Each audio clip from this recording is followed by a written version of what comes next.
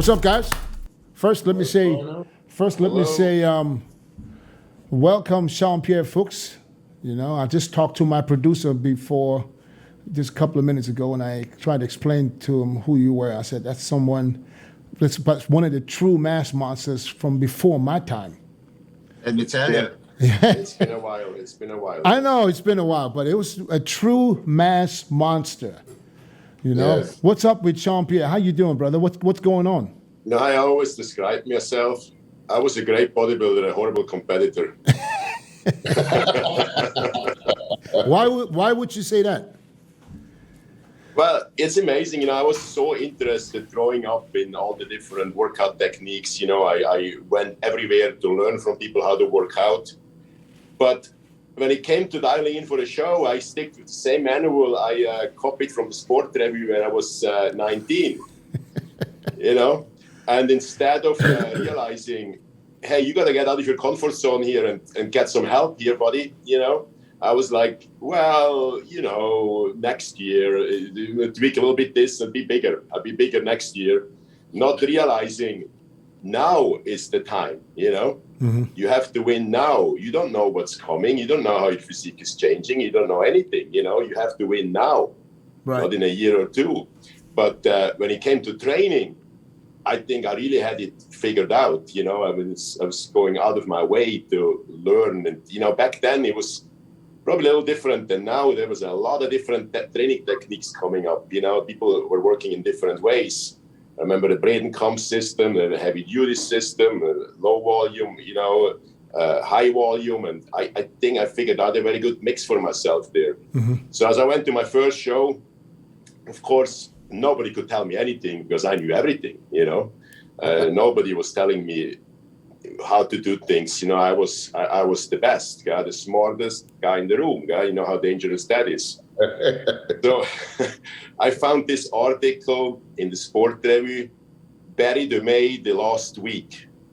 Mm-hmm. And I just copied that one on one, you know, I mean, every single detail. Do you remember what it was? Huh? Do you remember what it was? Like last week, what would you do? Oh, it was a ton of protein, no carbs, what's not so bad, you know, and then cutting the salt off 3 days before, cutting pretty much the water off. And when you cut the water off my body, you cut my body off pretty much, you know. So, yeah, that's kind of what I did. And all my friends came to the show. It was the International Grand Prix of Lucerne. It was a very, very big show. Benaziza won the overall there. Soel Nouri, Jean-Claude Wally, which is probably not a household name here. And it was a really, really big show. And all my friends came and they're like, you looked so good in the gym. What happened? You know, what happened to you? I blew up with that system. And sadly to say, I believe other than on the European tour where you just couldn't follow a system like that. That's why I had some good nights where I accidentally looked good, somewhat good, you know.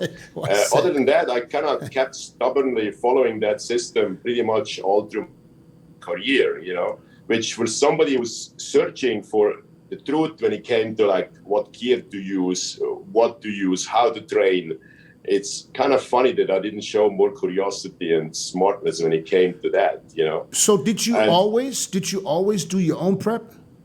Always. So you never had I talked to everybody, you know, when I heard Albert Packless is training in Munich for the Olympia in 85, I took the next train with my friend who spoke English, went to Munich. And he started bothering the guy all day long. You know, he worked out pretty much all day long. You know, why you do this set? Why you do that set? Till he talked to Albert and said, hey, get those kids out of here. You know, I talked to everybody. You know, I went to the FIBO. If I saw anybody looking big, like Bertil Fox, I had a million questions, you know, but never really how to compete. You know, it was always how do you train? How do you get bigger? You know? How you eat, what steroids you take, you know, that kind of stuff. So. Jean-Pierre, can I just point this out? You competed in '93 against Gunther, right? When he won World Championship, you were like fourth, and then next year you won. So '94 you win, but then you didn't compete at IBB pro level until '96. You took a year off? I was qualified for the 95 Olympia. For some reason, I thought I need to be a lot bigger. You know, and you know, the funny thing, what a lot of people don't know about me who didn't follow my early career, I was really famous for having a tight waist, good symmetry for a big guy, you know. Yeah. Crazy back. Just the opposite from what I became famous later. So I went to the Olympia in Atlanta to watch. And I did regret it that I didn't compete. You know, I knew I'm kind of big enough, you know. And then I lost my qualification for 96. Oh, 95. Okay. So I went to the Arnold's in 96. Had a great body, but again, you know, it was no clue how to do this up there. You know, it was a few pounds overweight and cut salt and water as I always did. And then I went to San Jose, and the top 3 were already qualified. I think I placed 5th. So Joe said to me, "Hey, look, let's just come to the Olympia." What I didn't really like, because nobody really did well before being invited.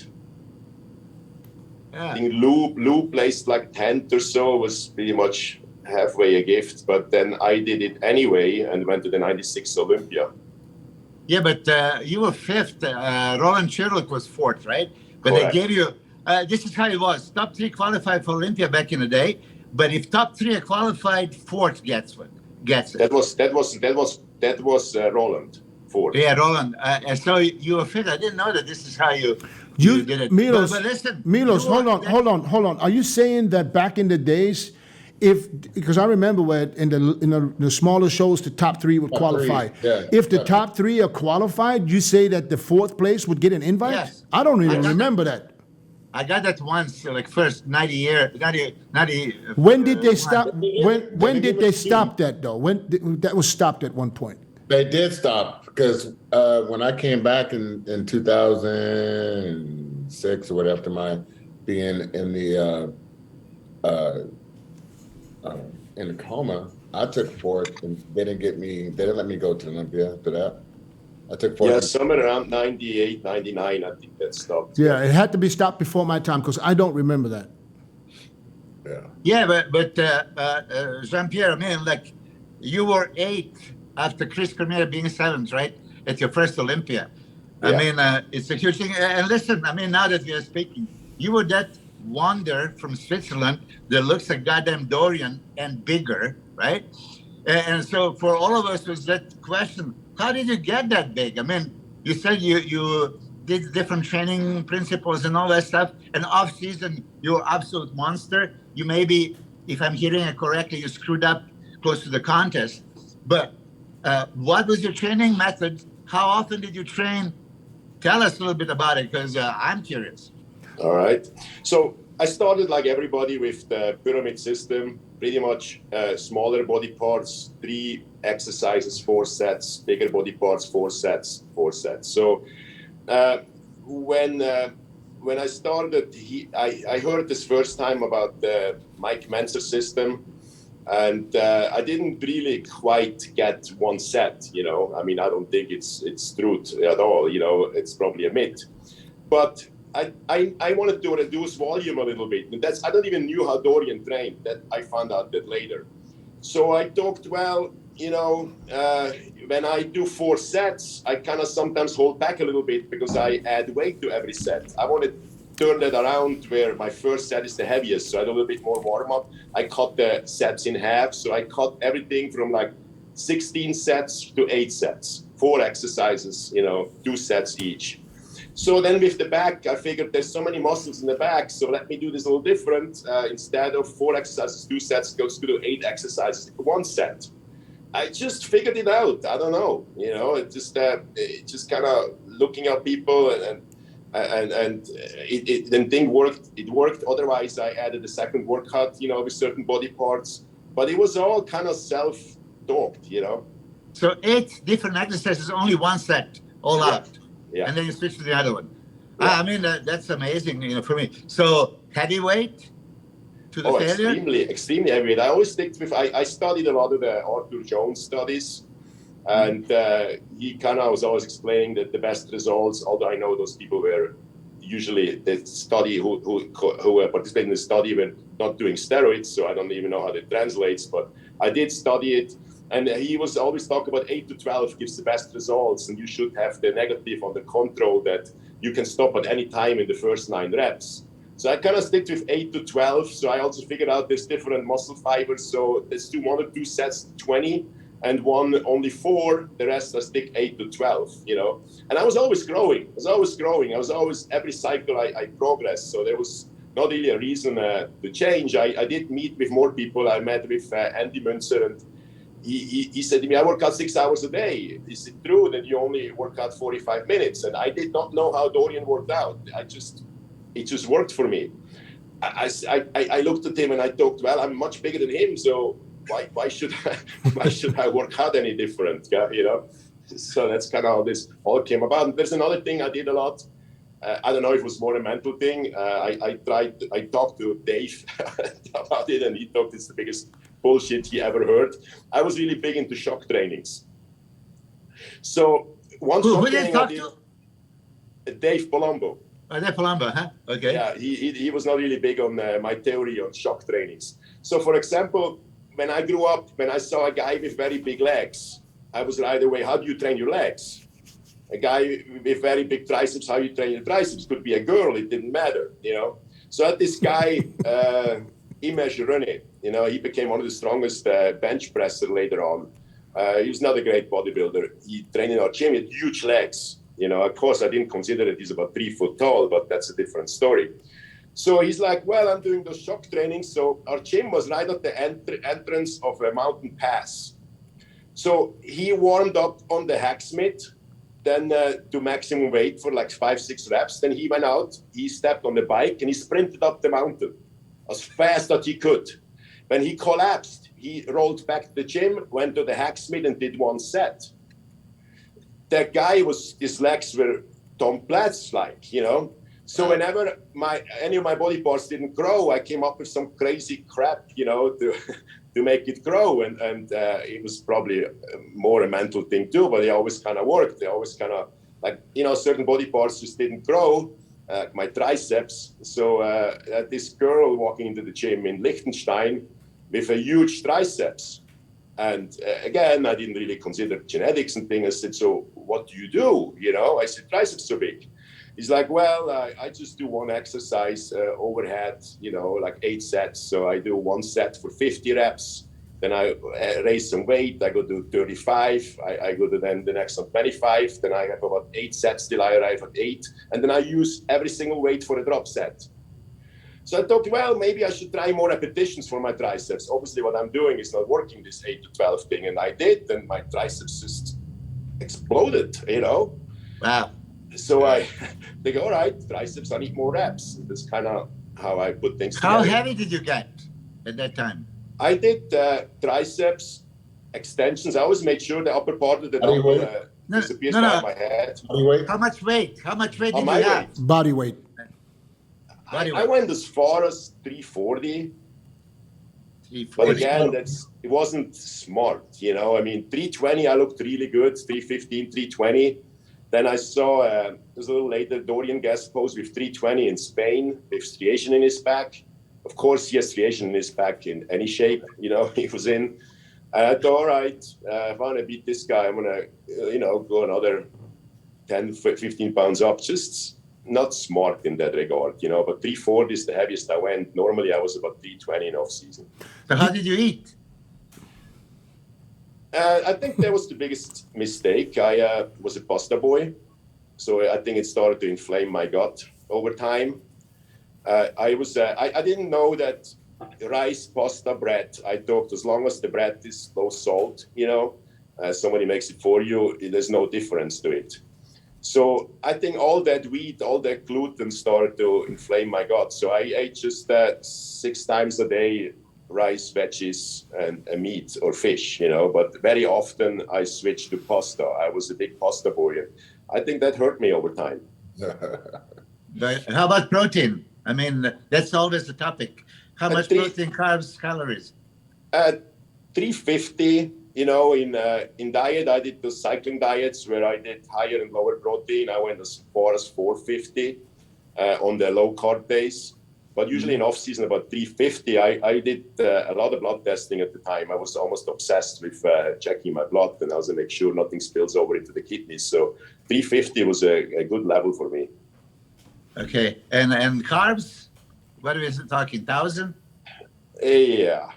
It does go there in off season, absolutely. I was just kind of looking in the mirror, and says, lose 5 pounds. Let's eat a little less. It could be easily 800 to 1,000 pounds of carbs a day in off season, absolutely. Then on diet, I switched. I did 3 days very low carbs, higher fat and protein, and then 2 days high carb, low fat, and medium protein.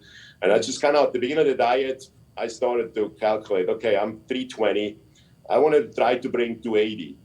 So I need to lose till a week before the show. If I want to be 280 on stage, I want to be 285, a week before. So I need to lose 35 pounds. Then I calculate this many 5-day cycles. I did 3 days high, low carbs, 2 days high. This many 5-day cycles are in my diet. So I need to lose per cycle this much weight. And then as I went, I kind of adjusted that. It worked pretty well. So say, okay, I have to lose 1.5 pounds per cycle. Every 6th morning, I was weighing myself, and it was slightly off. I changed the carbs on day 4 and 5. That worked pretty well. Till about 3 weeks before the show, then I just switched to a regular diet when I had no lower fat left in my lower back. And I switched I took the average and just did the average carbs, protein, and fat every day the same. But then, this last week, that's where I started to screw up, with 4 days, no carbs, and then it was still fine. Then they stopped the salt on Wednesday completely. I don't know, it was religion to me. It was really religion to me, eating no salt. And it just didn't work for me. When you start to dry out, when your body gets really flat, it kind of looks good in a hotel room, close in the mirror. But then on stage, I remember I used to go backstage and I thought, those guys are all fat because I had really low fat, but I just hadn't the fullness and it just didn't look right. It looked flat. I remember they used to have this little screen backstage.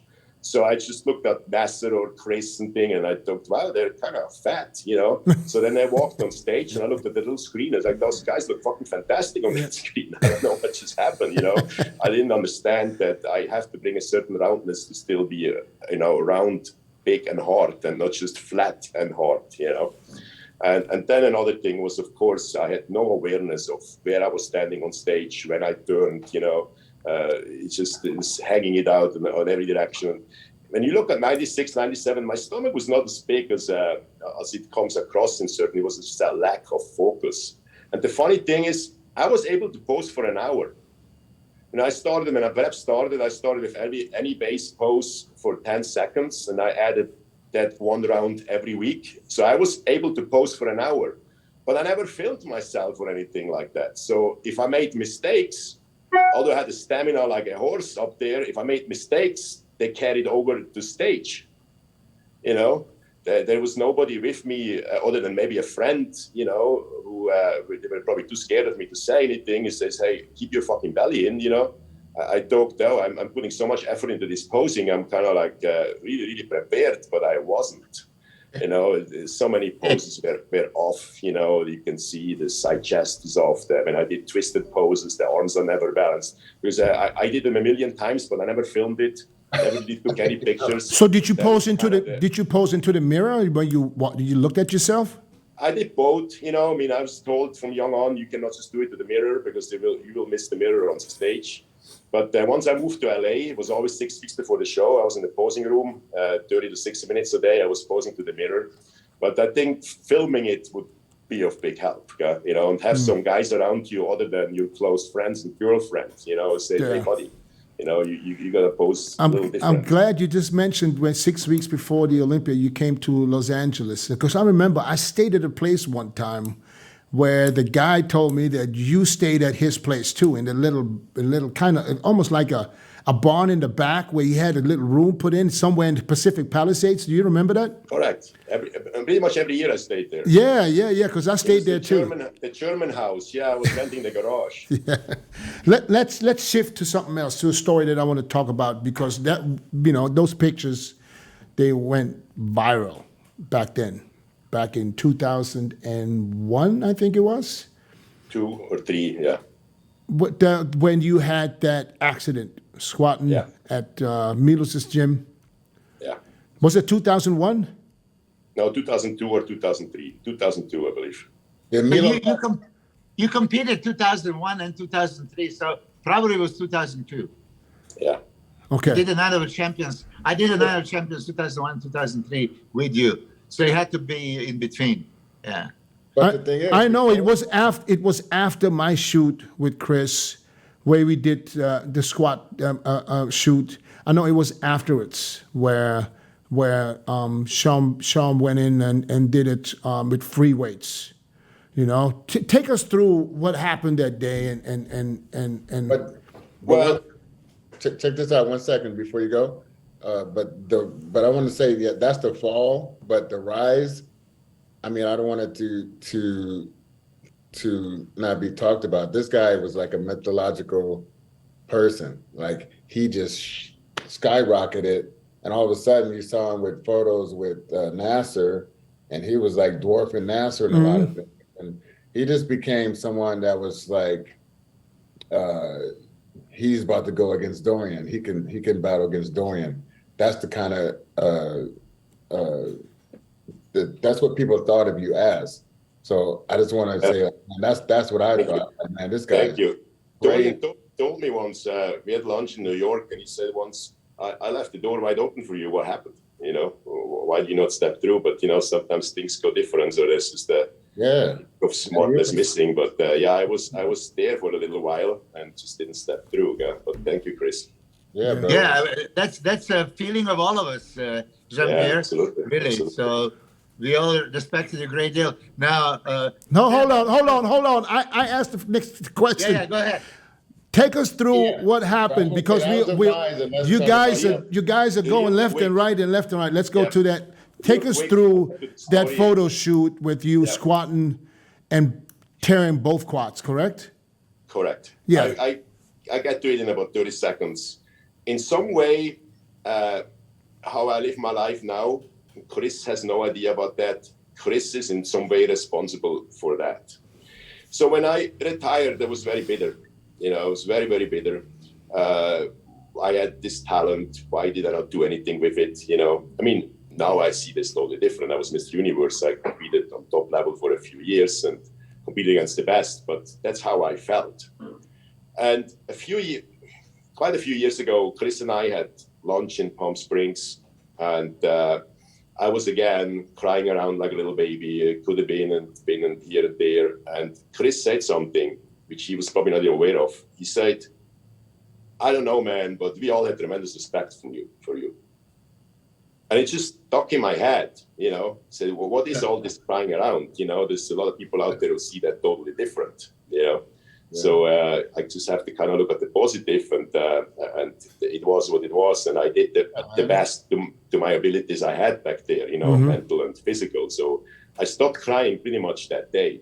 All right. So, well, thank you for that. Yeah, I was just telling you, man, that's just how I felt, and I just wanted you to know, because a lot of times we didn't get a chance to speak to each other. We was coming and going, or living in different countries or whatever, but. Yeah, man, I thought, very highly of you, and I thought that, you had a shot at being Mr. Olympia. Thank you. All right, I'm going to try this again. Right, let's go back to the question. Here we go. Finally. So one of the reasons this happened is because I wasn't focused on bodybuilding anymore. It wasn't the weight which was a problem for me, but after 2001, I did one more kind of try, some kind of a comeback. I met Milos. I don't know, maybe met at his house in Temecula, and thought, okay, I kind of mentally got it now. I need help. We went through a few things without having really worked in detail together. But shortly later, I hurt myself again on my hamstring, and it just mentally wasn't there anymore. But I kept competing because the money, on the green card. I just didn't have my green card, and I needed that visa contract to continue. So I just went on and just started my business in Palm Springs, which worked great. I had 5 trainers working for me. We made a lot of money. But then once a year, the pressure came up. You have to compete, to keep that contract. And I knew without the contract, I have to go back to Switzerland, which I was in no way willing to do. So I went to this photo shoot and totally underprepared. I trained, but not really to compete on that level. And I did the photo shoot, and it was unusually heavy, that day. And I finished the photo shoot, and they were asking me to come back, or Chris, because of the lighting, he changed something. Can you come back just 1 or 2 reps? So I was cooling down already a little bit, cooled down a little bit at this point, and went back. And instead of starting over again, I just put the weight back up and let's do this and to get out of here. 7 plates. 7 plates. Yeah, but it was not a weight which, if I would have been a serious bodybuilder, would have been a problem for me. It really wasn't, But when you don't prepare seriously, you work 10, 12, 13, 14 hours a day, That's something I never did in the past. And you just kind of go to photo shoots to keep contract money. That's not how bodybuilding should work. That's when stuff happens, I've been there, yeah. So take us through. So you go back under the weight. Go back under the weight, take it out. And I never experienced such a weight on my shoulders. It didn't feel like 7 plates. It felt like 20 plates on each side. It was an evil force. That's how I can describe it. There was something like really pushing on me, which was out of this world. I should have put this thing back in and run. Yeah. It was something I'd never experienced before. Usually when you're in shape, you take this thing out and you just like add 45 pounds on your set and it just jump up into the air almost, But this was different. It was something holding me down. It says, stop, buddy. This is not what I want for you, So I did go on anyway. I went down and it was in slow motion. I remember every single second. I went down and my right quad tore. And it was very slow. Boom, like in slow motion. My left quad tore, my whole weight came to the right quad and it kind of twisted and went down. And at the same time, my right quad tore, So I was laying there. And then the most remarkable thing happened. Happiness came over me. Extreme happiness. Milos was running. We were running for ice. Oh, Milos, you were there. You were in there when that happened. You were there? No, I was 15 minutes late because I was driving from Temecula. I wasn't there, JP. Oh, you were not. So somebody was running for ice. And I said to Chris, totally calm, I said, keep shooting. I don't even know why. Keep shooting. It's all good. I know this. This you were in chapter of shock. my life is over. Because I knew this is bad. I knew I tore both quads, probably patella. It was in my head. It was just that. It was not like, oh well, maybe a little bit of a therapy and this and that. I knew this is bad. My legs are gone, and I just felt so happy that it was over. I don't want to do this anymore. Who cares? Green card, whatever. I'm not a bodybuilder anymore. Yeah. And but then. Did you experience pain or no? Nothing. Zero. Yeah. Zero. Absolutely. When I blew up my quad, also there was zero pain. Exploded. So, but there was no pain afterwards. Then, No, it came in the hospital afterwards. in the hospital. Then we went to, I think, what was Fullerton. I went to the hospital, and I think my biggest worry was, because I already had a doctor in mind in Palm Desert to fix me together, who worked on several athletes before. So I was just very worried that suddenly I fall asleep and some young doctor will try to fix me together here, because I knew this is pretty bad. It's not a straight cut, I knew the right leg, the way it twisted, it's pretty serious. I need an experienced doctor to work on it. Then there was a problem with the transport. My health insurance did not want to pay for the transport, so I called a friend in Palm Springs, said, hey, take your seat out of the SUV and put a mattress in it and pick me up here. And that way, that transport from Fullerton to Palm Desert, I wasn't this happy in many, many, many years. You know, it's just probably, I don't know if maybe, although I'm not going to compare to myself in any way to a soldier, but I'm sure if somebody on the battlefield is not mortally wounded after a crazy fight, and my fight was being pretty crazy for many, many years, they might feel this kind of relief.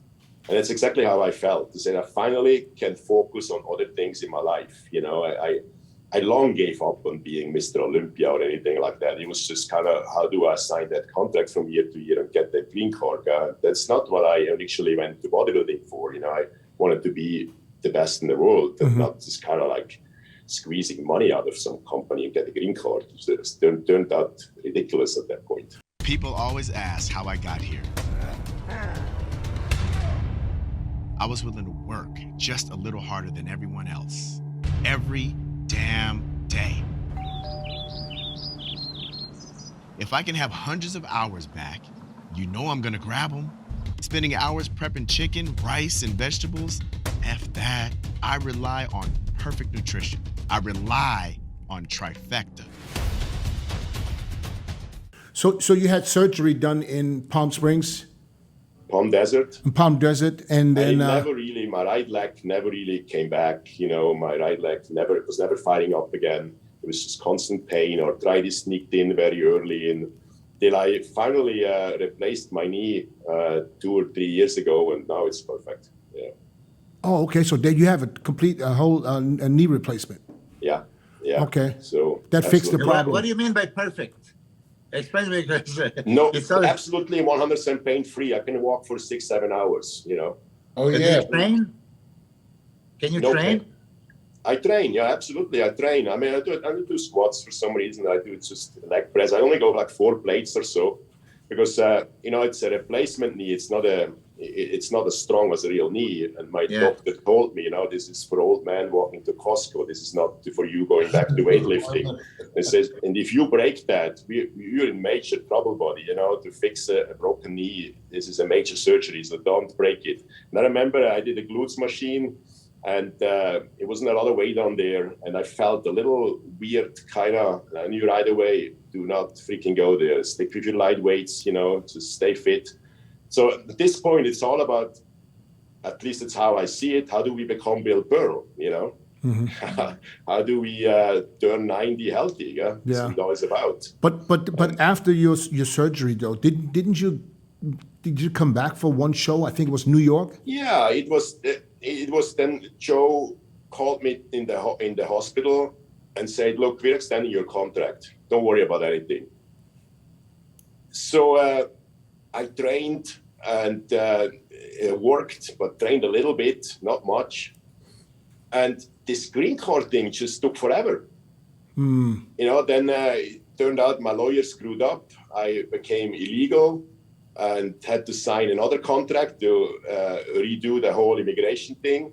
So then I had to go to New York. This was very, very sad. You know, I said, you have to do a show. We love to keep you, you know, but you have to, I don't know why they kept me on. Maybe for no job, you know, he liked me before, or he just felt bad for me, or I don't know. You know, I extended, but I had to go to New York to compete, and it was a huge mistake. I mean, I was a fitness athlete at best, you know, at this point. Yeah. So I was thinking New York, there's going to be 50 guys on stage and nobody will see me, but occasionally I come across those pictures, and a huge mistake, you know. It's like beside the 99 Olympia, where I didn't prep at all, really. It's just one of those things I slightly regret, you know, because try to find a bad picture of Milos. You can't, you know. The guy was always ready when he stepped up there, you know. And when you Google me, this stuff pops up, and it just hurts a little bit, but you know, I have to focus on the positive. Right. Yeah. But that's I crazy. You were 99 Olympia, and you were like standing right next to me, and I remember I got in the first call out, and you were like, man, you looking good. You're gonna do good, like that. Remember that? Yeah, I remember the first time I did for some reason not think of you as a threat when I came. I don't know why. Big mistake. The guy's not big enough, you know. There's no way. His upper chest is too flat. Forget it, you know. At some point, I think it was the Grand Prix of England. You know, one of my other brilliant performances where I was just drinking and eating everything I could all day. And you were doing push-ups back there. Yeah. And I watched you and I thought, wow, this guy, I underestimated this guy. He's bigger than I really ever noticed, and he's complete, you know. Yeah. So I became a fan backstage at the. Is this 97? JP, is this 97? Probably, yeah. It must be 97, yes.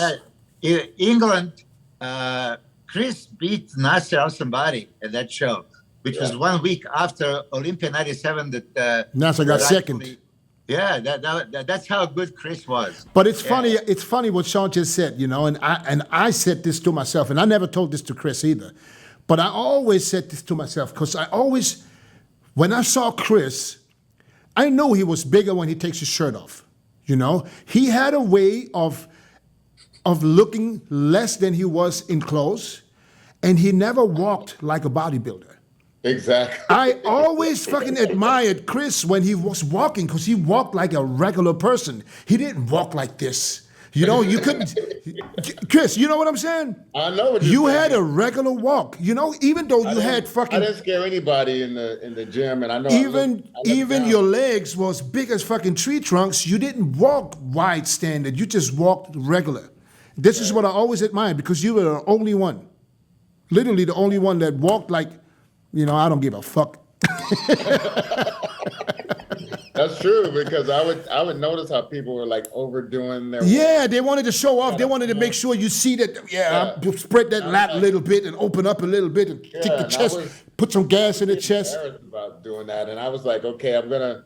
So, but it was always in my mind that when I get on stage, I'm gonna show you what I'm about. That's where I wanted to make a difference, and you know, even the posing and all that stuff. You can transfer your body into an illusion of what it really is. No. When the shirt came off, it was a different ball game. I'm just saying the way you sat down, the way you walked, it wasn't like a bodybuilder. You didn't walk like a bodybuilder.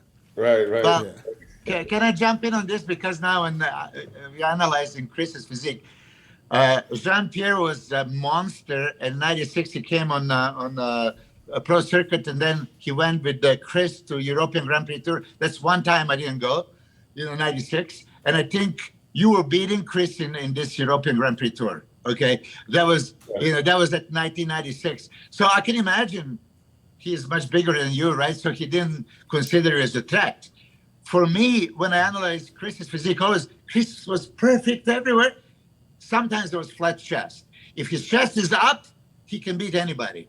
And then finally, later years, like 97, 8, 9, your chest blew up and then you were super, super competitive. But I mean, come on. I was never close to the size of Jean-Pierre. Jean-Pierre was bigger than Dorian, bigger than Nasser, as Chris said on this photo shoot. So, JP, you must felt like, okay, I'm next.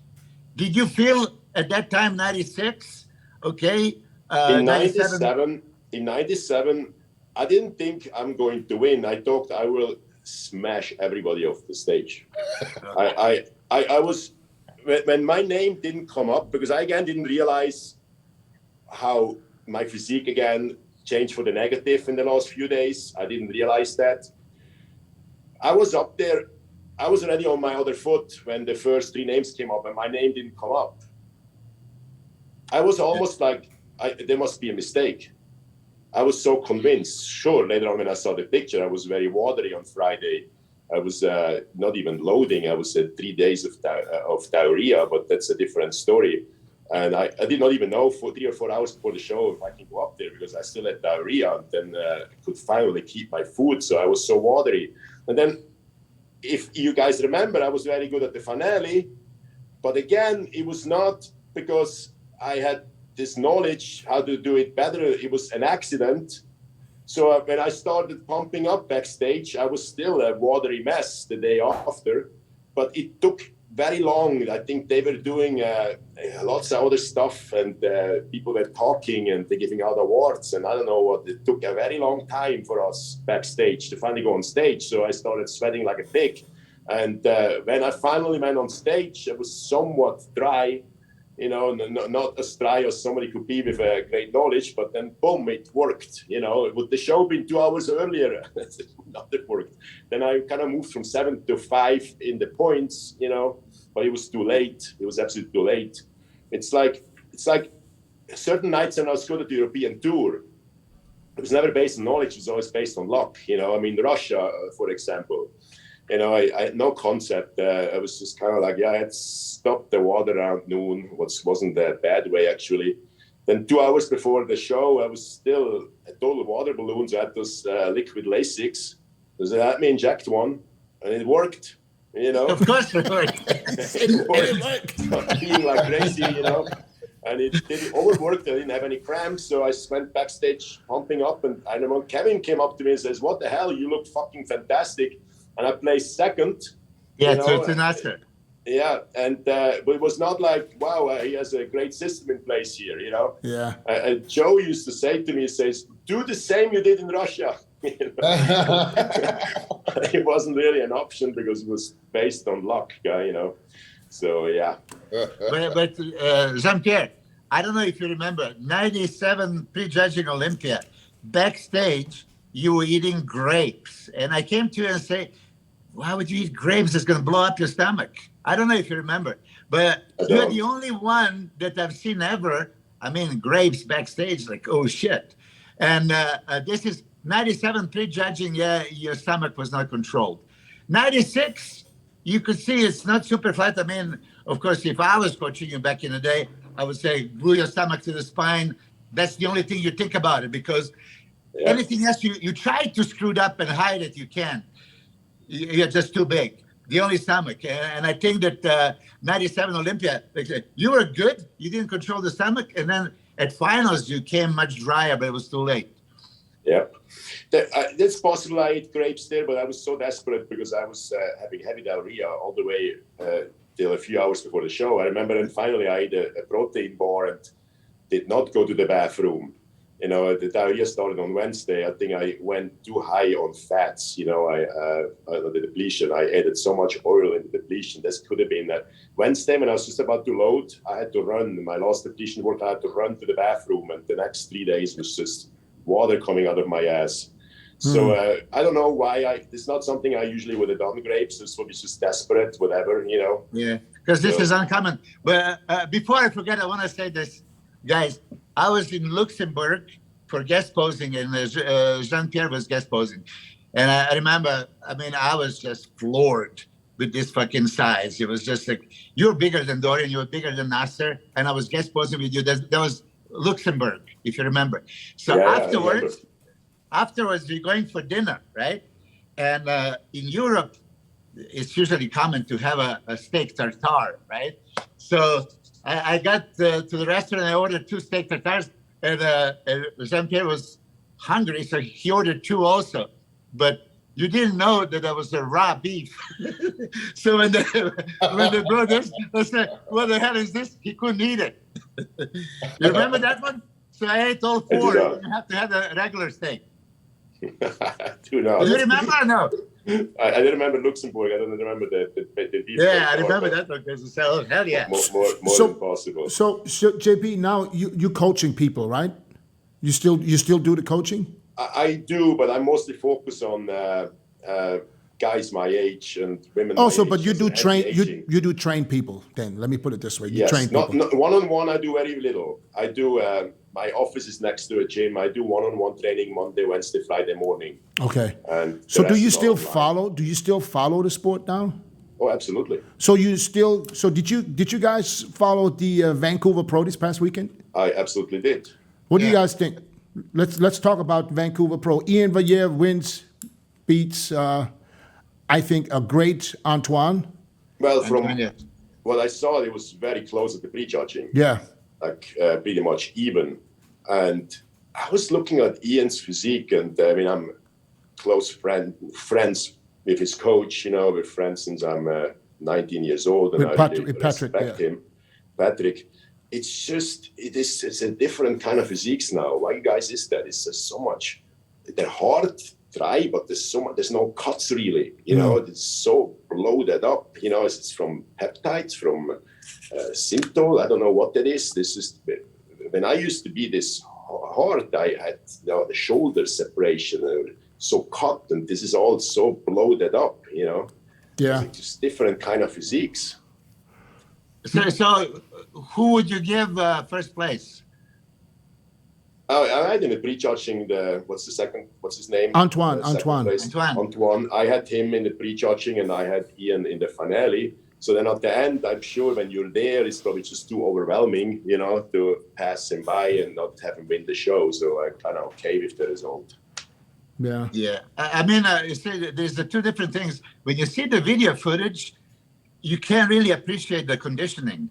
It's like, hold on a second. But then I've seen some high resolution pictures, and they were in good condition, both. Yeah. Antoine has what you are asking for: detail, striations, separations. Those quads. Yeah, and I mean, I take my hat off to. I understand.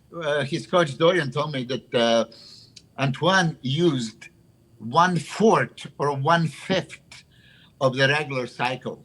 Right, so very little anabolics. Is that because of is that because of the heart issues? Yeah. So it was and I love the guy. He's such a wonderful person, and he got in. This is the best condition I've ever seen him. Yeah, he would need a little bit more chest fullness, a little bit more back, to compete. But there was a 1 point difference of the prejudging. So Jean-Pierre, you saw it right. It was very, very close. At finals, especially with the pictures that Jan is posting on Instagram, like you said, he was full and he was dry. So when you look at that condition, right, full and dry means the perfect condition, right? But there was no that detail. Sometimes when you are overly loaded with glycogen, right, which we all want, you lose the detail. I've seen with some guys, you kind of need to empty them somewhat to get that striations in detail. Can because I've seen this question on the internet a few times now. Can Ian Valliere place top 5 at the Olympia with the way he looked in Vancouver? What do you guys think? No, he has to bring more detail. He was too overloaded to be top 5. He will end up 6 or 7 again if he's this overloaded. I mean, and again, I'm a fan of those big guys, but no, exactly in this condition, he will not be top 5. What do you Go think? ahead, Chris. Yeah, I would say that, especially this year. If you're looking at last year, he would have placed better than he did last year. He looked better this year. I thought he had more shape to his overall physique. If you had like a silhouette This year? he had built more of a shapely physique. Are you talking about this year now? Now he has a better shape. Yeah. Okay. Yeah. Yeah, with the arms and but even the guy took third. He looked like he was going to be impressive in the near future. He got nice round muscle bellies and everything. And Antoine. I'm just surprised how they have a show in Vancouver and not all Canadians are on that stage. I know. I don't get it. What was it? 7 competitors total? But now, how many? No, there was more. There was more, but They loaded in at the end. Some more people got in it, or there was like 9-10. If you Google it, there was 9-10, but top 5 was about, they looked like a pros, and then the rest was questionable. And the guy that placed third, he just won Toronto Pro as a 212. Iranian guy, I forgot the name, but I said, this guy looks familiar. When did I see him? And then I remember he beat my guy, Japanese guy, in 212. And like all the Iranians, they get super dry, super ripped, all this. So I guess he tried to fill up to be the open. So the condition was not the same, but he had everything. Now, if you analyze everything, for me, the best Jan Valliere was when he placed 7th at Olympia. That conditioning, I don't know what was 2 years ago, 21. 21? I mean 20. I'm sorry, 20. Yes. Yeah, for me, I was super impressed. Yes. He kind of had that, he had a hardness. He had this, what he was missing this time, as JP said. And JP, you're friends with Patrick Tour, right? So you appreciate his work. they were going for this, overwhelming full dry, and they accomplished. But would this look be the top 5 at Olympia? I don't think so, because Hadi Chup and Nick Walker, right? The Labrada, they had the details. Labrada was not dry, but he has this density and striations all over the place. So, if I might say this, what are the best poses of Jan Valier? Okay, I'll ask Dennis. You don't have to ask, because you can see he only posts the best poses. He posts front lat spread, he posts back double biceps, and he posts his side try. So that's his best poses. Because you don't see him post a lot of front double. I don't like his front double. I think his front double could be so much better if he would lift his elbows up a little bit. It kind of looks like this to me. I mean, not as bad as I just did it, but I think a little more Lee Haney in that pose. Yeah, I think if he brings his elbows up a little bit, he can be more impressive in the front double biceps, and this could be a great shot for him too. Then. Yeah. Okay. Chris is the master in posing. So front double biceps would have seen Jan does. He keeps it low. Mm-hmm. Biceps have to be above the delts to create that illusion of the peak and everything else. So we all know Jan has so much muscle mass, so much thickness, right? He would need to go for that aesthetically, visualized peak of the biceps, more flare. Somebody was saying, I think, what's his name, Dave Palumbo, that he doesn't like his back double biceps. He doesn't open up the lats. So let's face it, aesthetics is what? V-taper, X-frame, right? I criticized Jan before that in some of the shows, he forgot to squeeze the quads, and he really did. This time, his quads were off the chart. Mm-hmm. So I'll give him this. But here is the punchline. His side chest and side triceps are his best poses, but he doesn't have neither great chest or great triceps. Right. The triceps is weak. It's damaged. It's damaged is what it is. Yeah, which is very interesting, right? So here he mastered presentation of those two poses.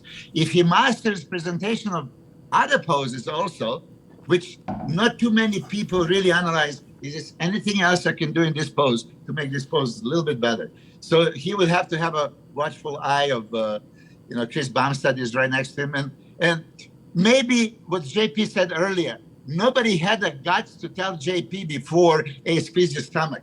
They watch you, they say, oh, how great you look, but they don't say, hey, listen, suck in that stomach. So I think that we are all creatures of habit. We do the same poses, same way for a million years. And I remember I was at the photo shoot with the Per Bernal, photographer, right? That he basically told me to do something different. And I was so pissed off. Like, don't tell me how to do my pose. No. And I said, I was mad. I said, okay, let me snap the Polaroid. And then I look at the Polaroid like, God damn, he's right? It's just like tweaking around a little bit.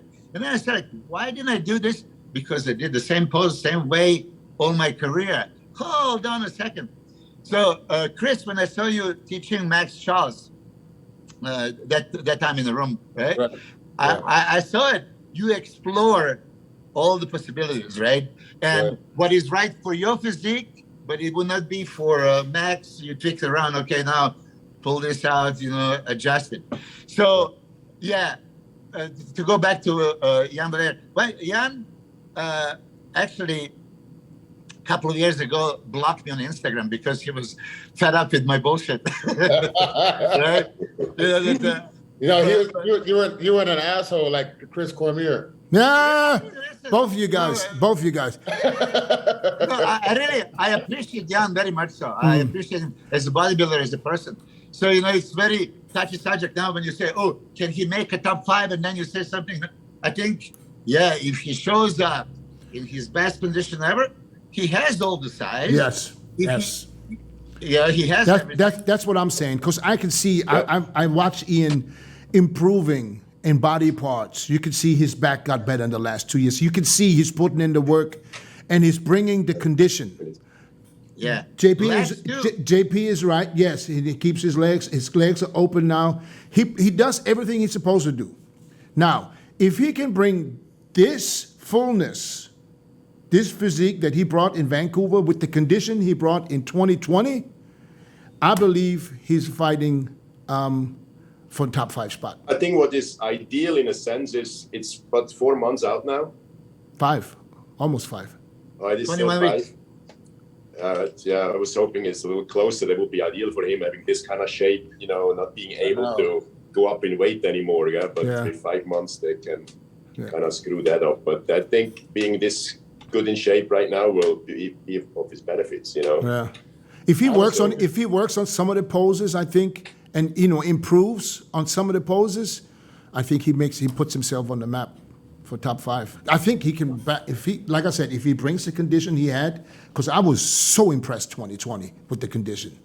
And and the added size now makes it probably a little bit harder to bring that condition, but if he can achieve that, and he has 5 months, so what you just said is smart. If he stays smart now and it doesn't blow up, but keeps working, I think he can do it. Is he going to do some more competition now, or Probably, because last year he did like 3 shows and he won all of them. So I don't know. He might jump in Chicago next week. This weekend. I'm sorry, this weekend. So I'll be seeing him this weekend. I don't know. He might, but then again, he might not. I don't know, because last year Ian's thing was, I get better with each show. Okay. In his case, but at the end, the lack of detail, that might just work. Yeah, but at the end, he probably realized that he wasn't as good at the Olympia than he was in the shows prior. So maybe now he says he wants to take a different approach. I'm not sure, so I haven't talked to him yet. Well, the thing is, the months that he has from now to the Olympia, it's a little dicey because it's hard. Because when I would do the Arnold and then I'd have to do the Olympia, I'm gonna be a lot better at one of those shows, and it's just like it just worked like that. But he's used to stay on a diet for a long time, so he did the same last year. He was dieting last year basically for, I would guess 4 or 5 months, because he did all the show leading up to the Olympia. Right. So he's used to dieting. I think he's got a great mindset. He's very, very focused, I think he trains like a maniac. Yeah, his focus. What I say, real bodybuilder. But that's interesting. Okay, JP. So you say the lack of detail. So when you look at the pictures, he's dry and there's deep cut. Hard. So how do you think he can improve on that by the Olympia? Because staying relatively close to the shape, I think is the way for him to go. I know why they're gotten so big now. I think they had some issues with having not enough size on the back in the years before. So they had to kind of need this off season to improve the back poses. I do not agree with a comment made here before that his rear double biceps pose is that strong. I think there's still issues there. But, I think staying close to this kind of shape without burning out, is the way for him to go to get those deeper cuts. Yeah. I didn't say that his back double biceps were good poses. Did I say that? No, I said that. That's one of his better poses, because he posts a lot of back double biceps. So I think he believes also. I think he wanted to make a point that he wanted to show his improvement. Absolutely, yeah. That's what it is. He wanted to show off and show that he made improvements, and he did. He did. Top 5, the air is getting very thin up there. Somebody has to screw up, and then we have Bonac. I think he had surgery. If he recovers in his back, there's another name in the. Who had surgery? Who had surgery? Did he not have hernia surgery or something? Bonac? No, Bonac is in full force right now. He's going to be. Right, so I think we're going to see the best Bonac. We're going to see the best Bonac this year. I'll predict that right now. Wow. The best, absolute best, biggest and best. So there's one more to overcome for Ian here. Huh? Yes, true. But there's also, like I said, we got Hunter Labrada and Nick Walker, and I don't know if these guys can deal with a improved William Bonac, because Bonac is seasoned, and if he comes in as full, look how full he was at the Arnold. You guys think also like me that he should have won the Arnold? Yeah. Yes. Yeah. Absolutely. 100%. Absolutely, yes. I like Brandon's physique better, but the combination of everything on the stage, there was no question William Bonac won. Mm-hmm. There's not even a shadow of the doubt. Mm-hmm. Yeah, I feel the same way. Yeah. No, I had him winning too. What about the new cat that's coming over to the IFBB? Who? Krizo? Oh, this Krizo from what is it? Czech Republic or where is he from? Yeah, he's coming. He's coming to see me on Friday. Oh, really? Is he? Oh, he's in the States now. I know he's coming. You know the Joseph Adult photographer. Yeah. He told me, oh yeah, you know, I want to meet you. And then he goes, oh, by the way, Michael Krizo is coming here. Oh, so so of course I officially invited him to come here and visit me. I can't wait to see this guy. All right, listen, there was a Generation Iron, I don't know how many year ago, maybe interview, and they asked me about that guy.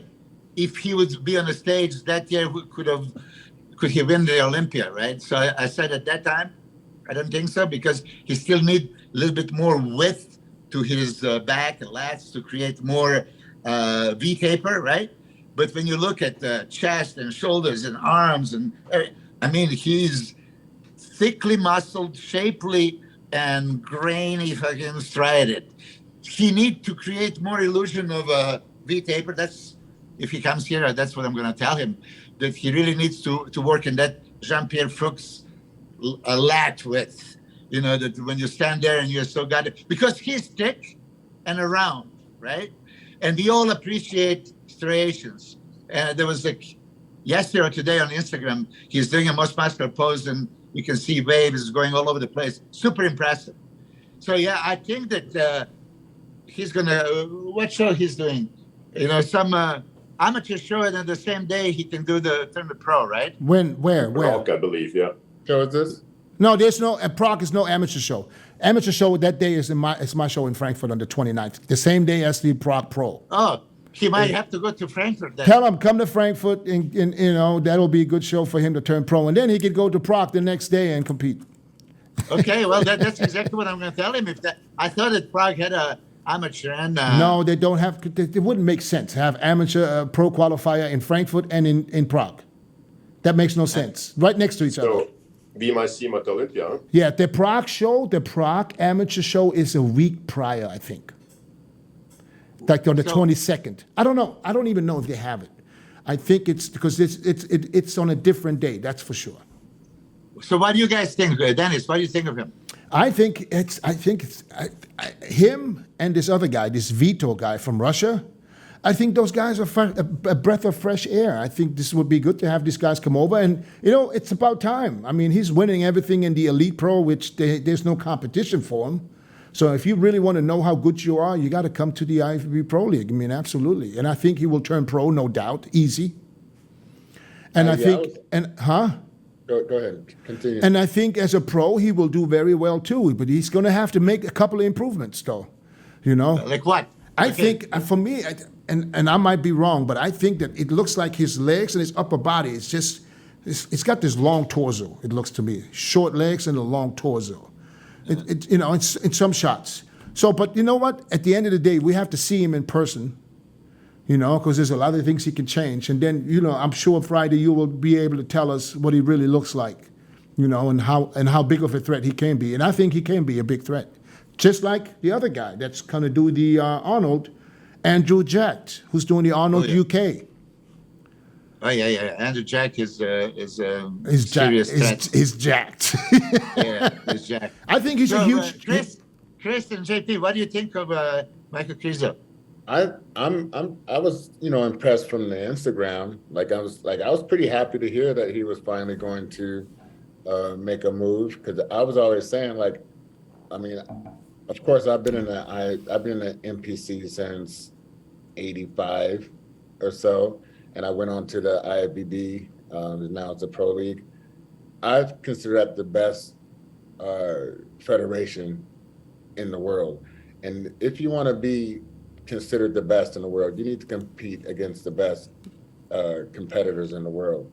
And that's where I was really happy to hear that he's finally coming over. And I feel like he can, like, I'd like to see him in person before. Yeah. Yeah. Oh, Pictures is pictures, because I exactly. Yeah. I'd like to see. It's hard to judge from photos or videos, and you know. But from photos and videos, what would you correct on him to be a top Olympia competitor? We would have to look some. We would have to Make put sure some he keeps pictures. Keep his midsection in check. the whole time and improve the back. And just I would just keep his body super busy. I would try to develop every little aspect of his body and have him connecting with his whole body. And but I think he definitely has a chance to really shake up the whole lineup. Yeah. And that's what I'm really happy to see that. Is he tall? Because he looks tall. Is he like 5'11", you think? I think so, something like that, yeah. I think it's a good bodybuilding length. He's not too short. He's not too tall. I feel like he's, nice and thick. What can anybody remember his name? Michael Krizo. But I don't know how to spell it. I think I remember. KRISZO. Milos, once you talk to him, this will be very, very easy to figure out. I mean, one important point is, since we all know he's much better from the front than he's from the back. So once you talk to him, finding out how do you work your back, what did you do in the past, how much you take, this will be very easy to figure out. If he does everything right, then we have a little bit of a problem here. But I'm assuming he's not. There might be things you see right away. And then it's the thing, you have to probably take a couple of years to get that. You cannot get that back to a right away. Top devices pose in 4 or 5 months, And if you try to do that, you end up like me at the 96 Arnold's Classic, too big and losing this crispiness, So it has to kind of be a mix to improve that a little bit in a short time without losing who you are, because he already has some abs issues on stage. When I see the videos, he has already some issues there. So you cannot solve that problem in 4 months. You have to just kind of qualify for the Olympia, come back a little bit improved, and then come back a little bit more improved next year without losing yourself. Now check out this scenario. He's got 4 months to, let's say, October 29th to get his pro card. And then he could, or get his pro card October 22nd, and then compete in the Prague Pro, and possibly qualify for the Olympia. Who's going to be there? Who's going to be there that he can't beat? There's nobody from the U.S. in Prague. So who's going to be there in Europe that he can't possibly beat? I don't think there's anyone in Europe that he. No, he will qualify for the Olympia. Yeah, so he could potentially be on the Olympia stage in December if he does it all right. Oh, yeah, I think so too. So I mean, unfortunately, it is too small that I can show this. But Joseph sent me this one. Improvements that he made. Now it's like mind-boggling, right? So one of the best arms I've ever seen, right? Then when you see him, chest, shoulders like popping, like super thick and everything else. Legs improved. Now, I know what you say about maybe long torso and shorter legs. I would probably pull the posing trunks a little bit. I would create that a little bit illusion and make sure to be aware of, like, what's his name? Lee Priest used to make a special kind of posing trunks, right? To elongate. Yeah, but we all know Lee hit his ass. That's what he did. He said he hit his ass. But I'm going to tell you, as JP said, okay, he needs to improve back majorly.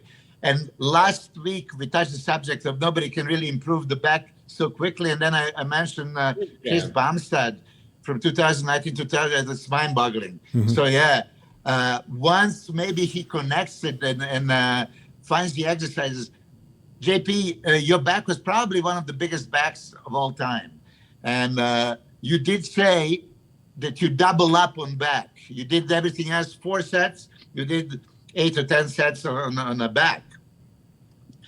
So if you can give any tip to somebody like Michael, what would it be? I mean, to improve the back. So at the 96 Olympia, I did not like my back at all. I had a lot of details in my back, but in the front of the biceps especially, my lats were not thick. So what I did my regular workout early week, my regular back workout like Tuesday, and with the 7-8 exercises, 1 set each, where I covered every area. And then around Friday, I did 6 to 10 heavy sets of pullovers on either the pullover machine or with the dumbbells to get the thickness. But I made sure I have 72 hours in between that and the first workout. So I kind of improved the thickness in my lats and still kept my details in the back. And I think that's probably not a bad approach for this guy. Yeah, you tell me about pullovers, which is interesting, right? But as far as I remember, it kind of, you did pullover and then superset immediately with something else, either pulls or rows, you know. Often I started with pullovers, you know, but I did specialty workouts, only pullovers. Pullover, 8 sets. Yeah. 6 sets. Okay, so here, I want to be a devil's advocate. How can you do 8 exercises, just 1 set each? So super heavy. If you do the pull downs, super heavy. Now you only want cable rows, super heavy. And not some bend over rows, right? So how can you put that top weight right away without warming up? No. There is, depending on to what exercise you switch, you need a couple of approach sets. So absolutely. When you, for example, switched from pull down wide to a barbell rowing, you cannot just put 4 plates on it. It's dangerous. You know, you go over there, you put 2 plates on it, you do 15 reps, and then you do 3 plates, you do 7, 8 reps, and then you do the set. Yeah, but you kind of, if I'm correct, you guys heard it, you said 1 set each. So 1 set all out. But all correct. 1 set all out. Yeah, because you trained with Dorian, right? I trained with Dorian a few times. I had the pleasure of, and I do remember, I didn't believe that he would do 1 warm up and go all out. You know, so that was one of the reasons I wanted to see really can anybody actually do that? And he did.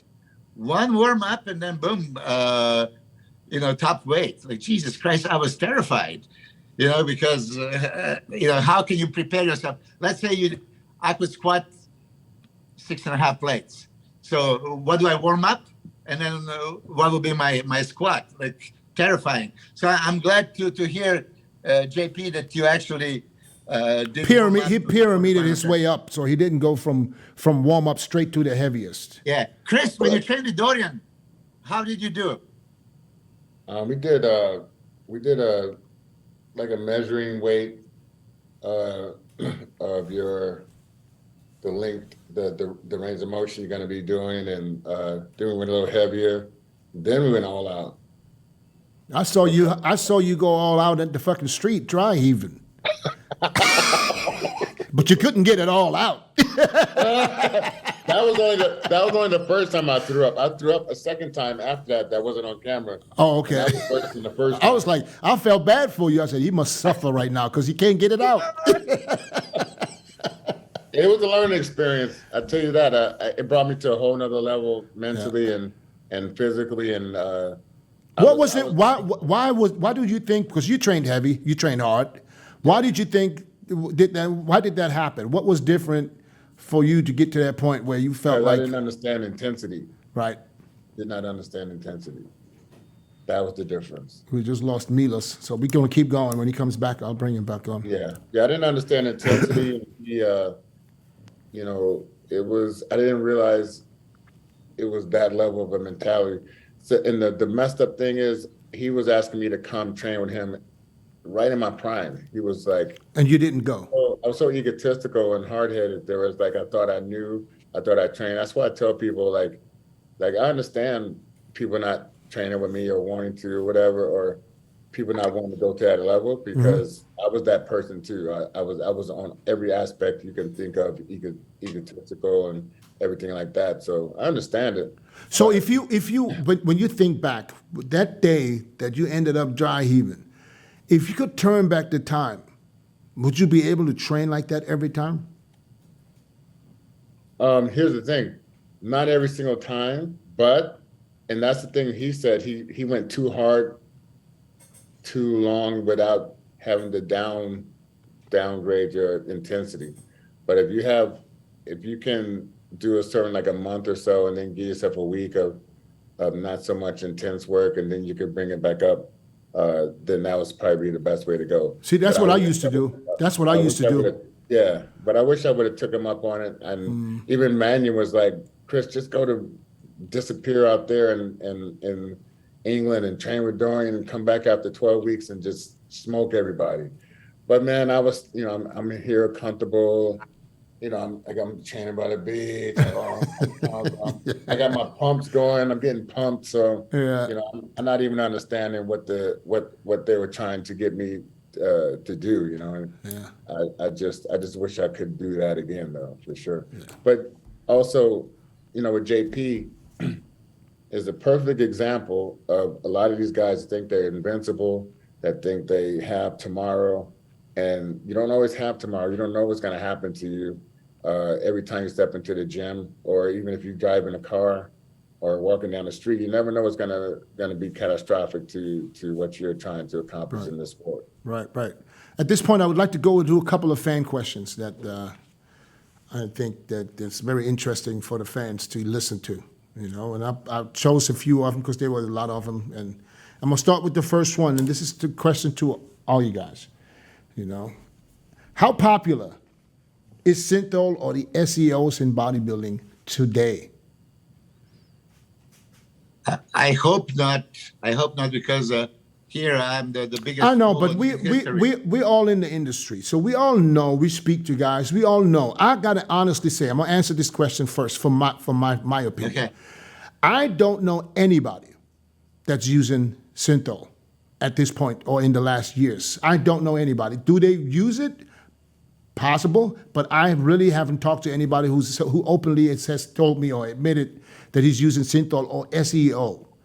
I believe that most people just side inject, not necessarily with the synthol or the SEO, but side inject the regular gear. Side injection. No. Yes. I mean, JP suggested maybe the fullness, lack of detail is due to this.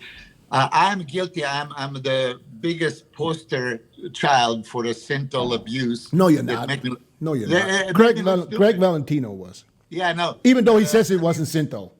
My yeah, come on. Yeah. When looks like a duck, walk like a duck. No, but he really says to this day that it wasn't synthol. It was all test or whatever gear.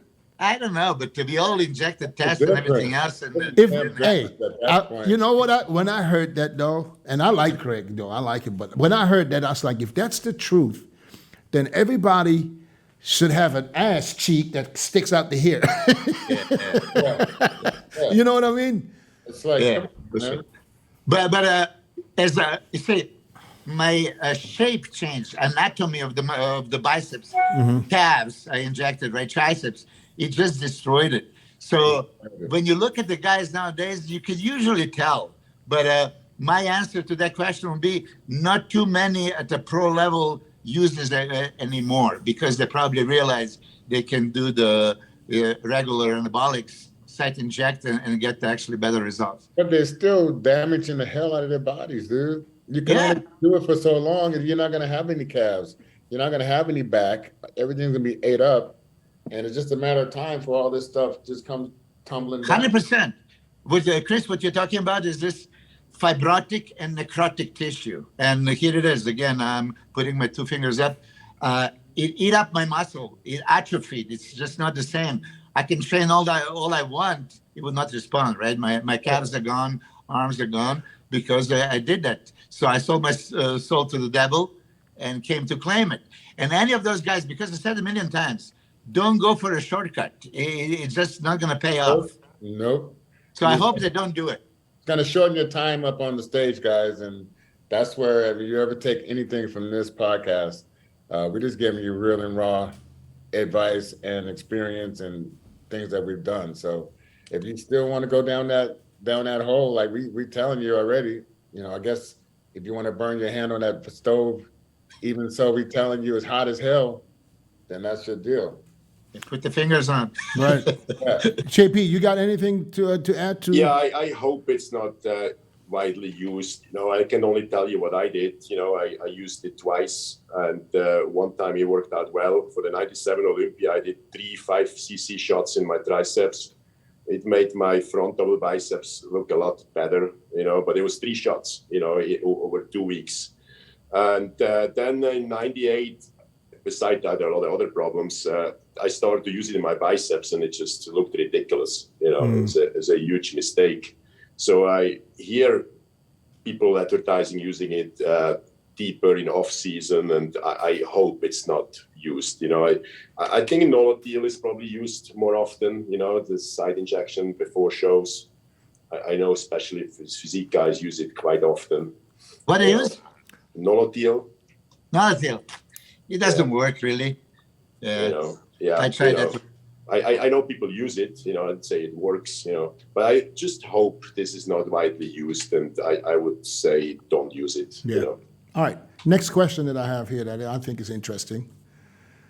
What's the most common diuretic that's being used, and at what dose?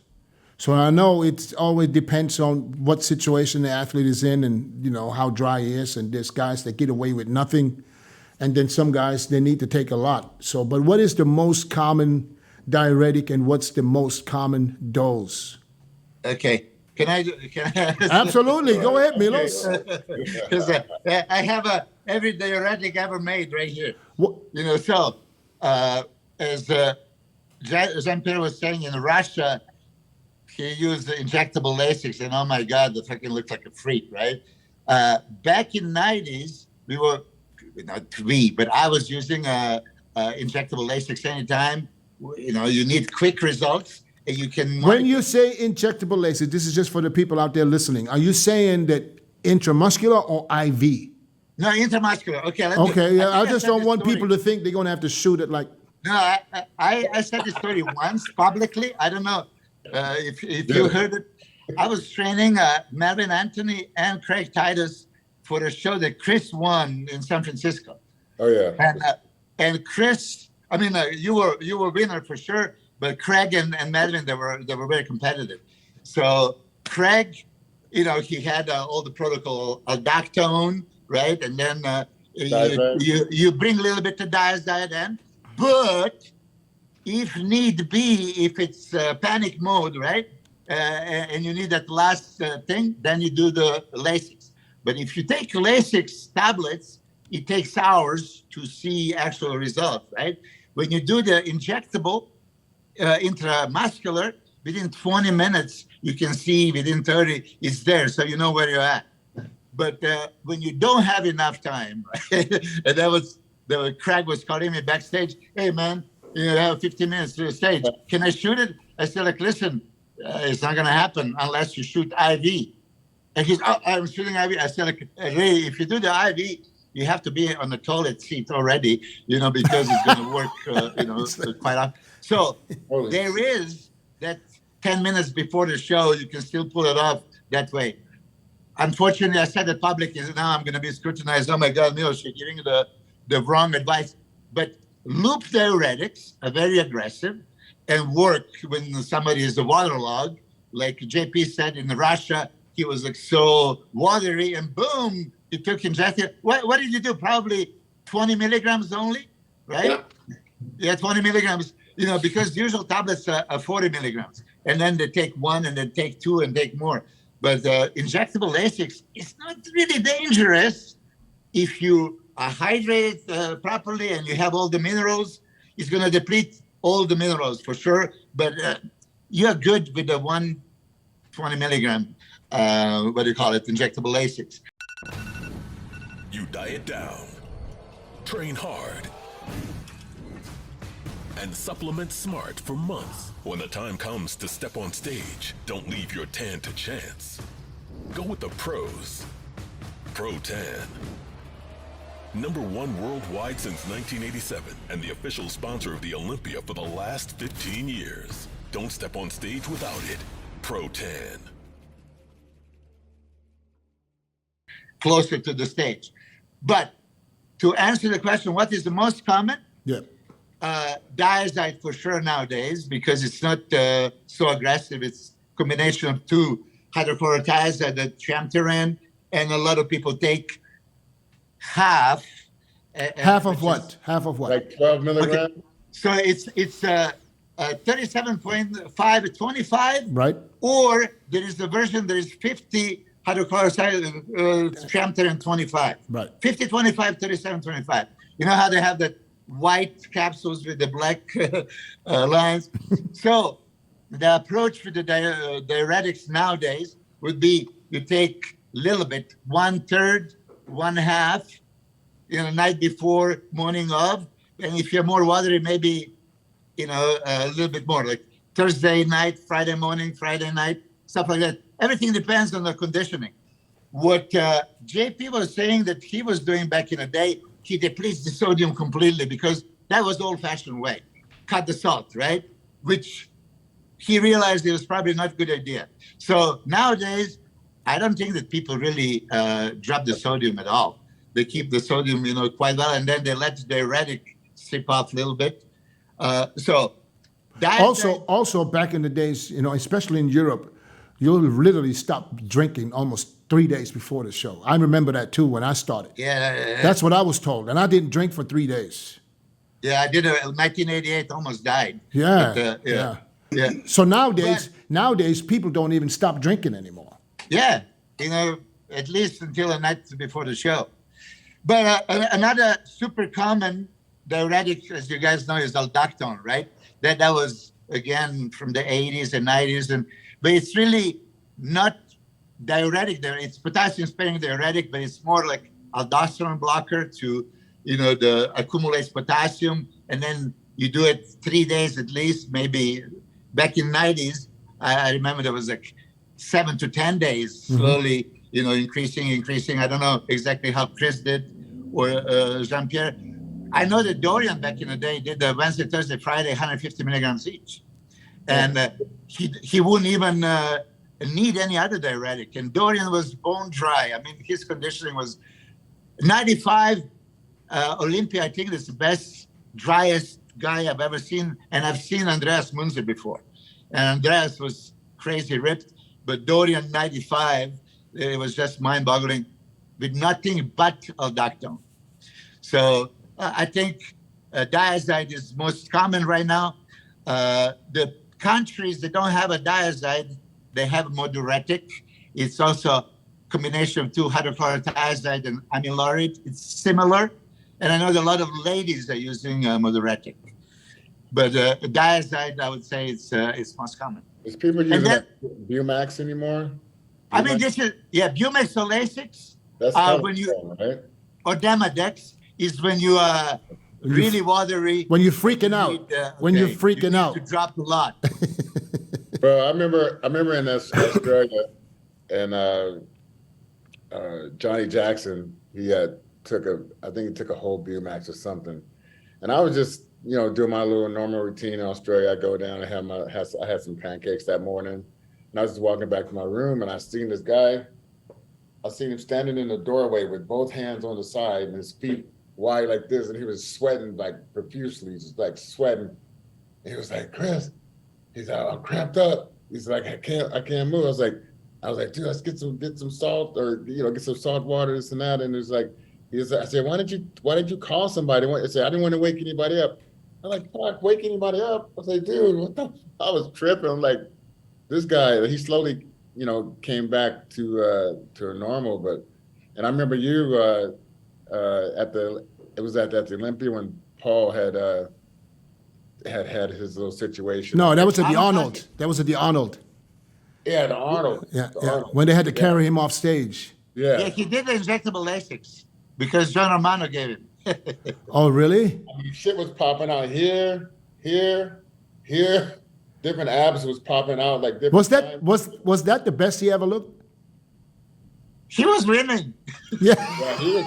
I remember I was standing next to him. I was like, "Holy shit! Like, what the hell?" Yeah, I thought so too. I thought he would have won that show. That was my first Arnold Classic. I think that was '94, and I remember I vomited. I vomited when I was out there because I was just exerted so much from posing so hard, and I had to swallow it down. I just had a and I was like, I had to make a business decision at that point. So I moved down. I was like, there's no way to carry me off this stage, and I need to get this money right now. I was like, yeah. JP, what were you taking? I take aldactone for a week, and then How high? What dose would you take it? How would you start? I do not remember how much aldactone I took No. since I only working with thiazide today. I couldn't tell you. I did Aldactone for a week, and I think the day of the show, some Lasix, which was never necessary, but I did it anyway. But I was so salt depleted, I don't know if it really did mostly anything in pill form. I never went over in, the 75 milligrams. in Russia, I was not salt depleted. You know, I ate pretty much everything. Today, if I take somebody to a show, I mean, I try, especially if it's a bikini girl, not to take anything. But I will agree at the most a half a diacide the night before and a half a diacide in the morning. There was one case, Mike Cleaves, I think he's fine, let's say his name. He looked fantastic when he placed third after Lunsford at the USA. He looked absolutely perfect at 4 a.m. So I know we're in trouble. You know, it was just 7-8 hours too early. He looked absolutely perfect at 4 a.m. So we did our thing, and then he came back from an athletes meeting around 9. Didn't look half as good. So I agreed to 10 or 20 milligram of Lasix 4 or 5 hours before the show, and he kind of got it 90-95% from what he looked in the morning. But I tried to have my people enough good in shape that they only takes a little bit of diacide the night before and morning, if that, you know, that's it. Ideally, yeah, ideally. But when you have to do something, then you have to. And then if you have to do it quickly, there is no other thing that works better than loop diuretic. I mean, back in the day when diuretic testing came about, so you couldn't use Bumex, you couldn't do the Lasix, right? There was this Demodex, right? That was not on the list. And then everybody started using this one and continue using it, but it's not comparable. You know, I don't like it. Yeah, I didn't use anything when they were diuretic tests. I remember Demodex because I remember that was the time when they were testing. I remember I was on a flight. I took a Demodex when I got on the plane. And I remember that I was pissing throughout the whole flight to the point where I was like, I can't believe there's still water coming out. I lost 15 pounds during that flight. That's a Bro, you know when you pissing and you know average pissing, all of a sudden I'm still standing. It's still like going and going and going. I was like a horse. Crazy. That shit, I think it was 10 milligrams. Yeah, 10 or 20. Yeah. No, I think it was 10 milligrams. That's all it took for me, man. Shit, I was pissing brain cells and everything. Next fan question is, what do you guys think about Phi Heath commentating the Olympia this year? I think it's awesome. I think it's awesome. I think it'd be great. And he speaks so well. Yeah. Yeah. I think it's awesome because first of all, I mean, if you're a 7-time Mr. Olympia, I mean, you have every qualified beyond to be doing this, you know, and he has a way of, and because he did it at I don't know what show it was that I think Boston Pro, he did the commentary. Yeah, very, very good. Was it? Yeah. Eloquent. He did a very good job, and I think he's going to do very well. Yeah. And more than qualified, overqualified. Overqualified, right? almost. Yeah. So is he's gonna host? No, he's not host. He's doing the broadcast, the live broadcast. So host and that? Or No, he's not emceeing the Olympia. No, not MC, like being like, because remember Jay came out one time, he did like a grand entrance type of thing. And okay, so you mean at the broadcast, is he going, I don't know if he still, actually, do you know, Nico, do you know if Tim Wilkins will be at the Olympia too? So you don't know? I don't know anything. I'm not sure about Phi Heath. He's not qualified yet. Yeah, there's going to be, He's not qualified, or Who? Wilkins. Tim is I know there's different Wilkins. No, it's a different. It's a comedian who was doing the broadcast as a kind of like as a host, throwing questions around. He was good. He's pretty good. I like him. And but I think with Phil on the team this year, it will be much better broadcasting. I think that I don't know if he replaces Sean Ray or I'm not sure. You know, do the whole thing, probably, a portion of it or the whole thing? I don't know. I just have the news from online, what was said. I don't know exactly what the deal is, but I think we'll find out pretty soon. I just watched the YouTube when Phi Heath was comparing him and Sean Roden pose by pose from 2018 Olympia. It was very interesting to hear it. It's very analytical and gotta give it to him. That was on a different podcast. Yeah, definitely have it. Yeah, I saw that too, and he's got a point, and I agreed with him back then. Yeah. What did he Yeah. say? What did he say? I mean, you pose can't- by pose, like, okay, side triceps pose, how can he possibly lose? And then Sean Roden turned to the front triceps. But, you know. Who did he talk to? Was it Dave? Possibly. I don't even remember. He was talking But to listen, somebody, and then they compared, Yeah. and they counted poses. How many poses did he lost? And then Yeah. and he still came out with 4-3 or 5-3 winning Yeah. against And, Sean yeah. Roden. Listen, I was delighted that Sean won. Yeah, You know? I told him back then. I told Phil back then. You lost because you got punished. You got punished. Got what? He got punished for not controlling the midsection because the year Yeah. before That's the thing. It's not just the photos. It's watching you up there on. Yeah, Yeah. because the year before he was already. Everybody complained about the midsection, and then he didn't fix that, and he came back basically even worse, and that's why he got punished, I think. So then it we is. all saw that. We all saw that they were, they were like 1 point after the pre-judging could go either way. But then when they did it like 3 times in a row, and the guy couldn't breathe it up there anymore, it doesn't matter how many poses he won, they had to kind of put an end to it. Yeah. And it was a So hard. we agreed. agreed that Phil won majority of the poses, but in between poses and what was there on the stage, got the judges to penalize him. And I agree with that.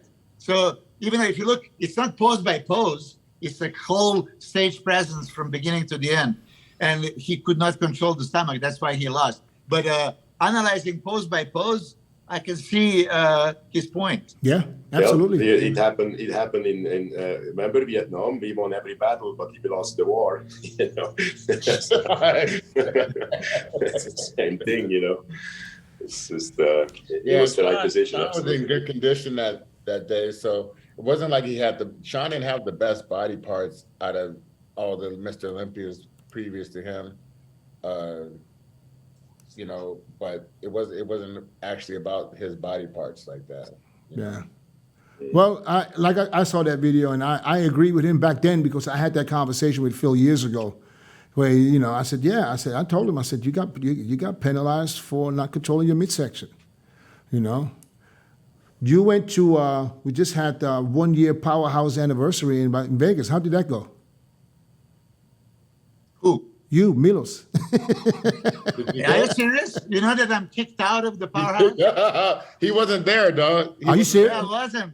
He Yeah. wasn't there. Okay, wait a minute.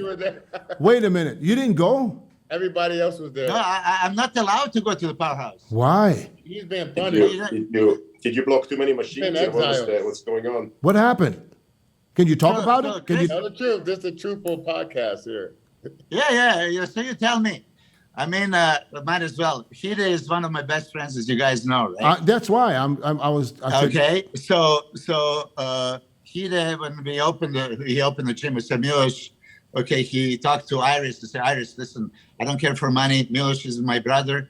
And there is the only guy I expect you to let here train for free. And he's the master trainer. I said, okay. So Iris even told me that. Good. So then I go there, train Regan and a couple of other guys here and there, right? And